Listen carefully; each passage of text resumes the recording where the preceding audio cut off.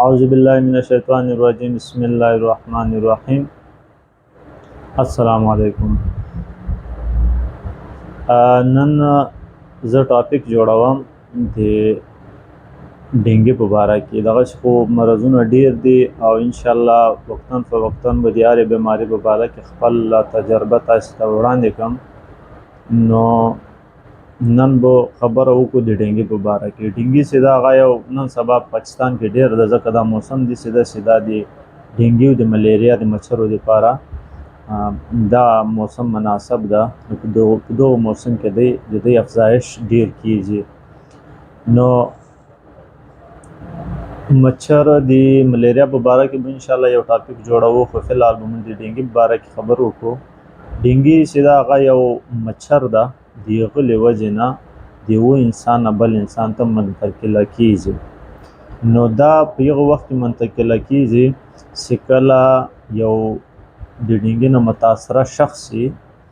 نو یو عام مچھر چې ډینګي یو عام مچھر چې څوک په ډینګي کې متاثره وي، هغه شخص هغه نفر وچیچي، نو هغه مچھر راسي یو عام انسان وچیچي، نو په دې کې دغه د ډینګي سیده هغه ته منتقل کیږي.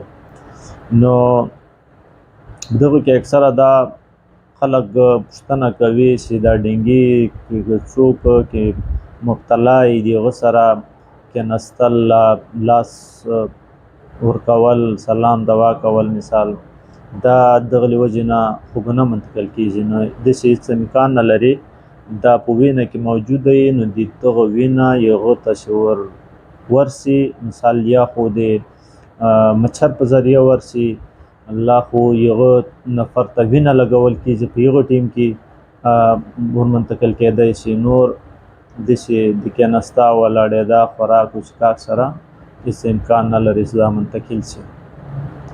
نو اوس به راسو د دغه علامات ته.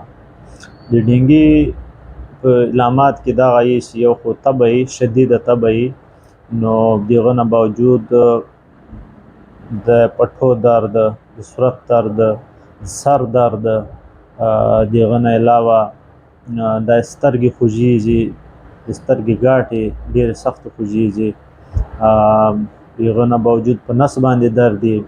بیا په وړو ماشومانو کې خاص طور پر وړې دانې شي، نو دغه نه علاوه خوا ګرځوي، دا یو ډېر غټ هغه ده کې.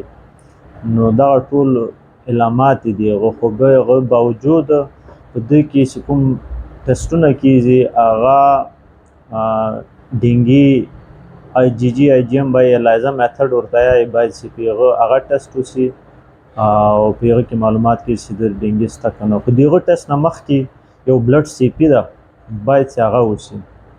نو بلډ CP چې ده په هغه کې موږ د ډینګي د مریض د پلیټلټ ګورو. که چیرې هغه ډیر کم وي نو بیا موږ ورته یایو چې ته د ډینګي IgM ټسټ خامخا وکړه. که چیرې پلیټلټ کم نه وي، مثال پوره وي، نارمل وي، نو هغه ته ضرورت نشته چې هغه د ډینګي ایلایزا میتھډ وکړي.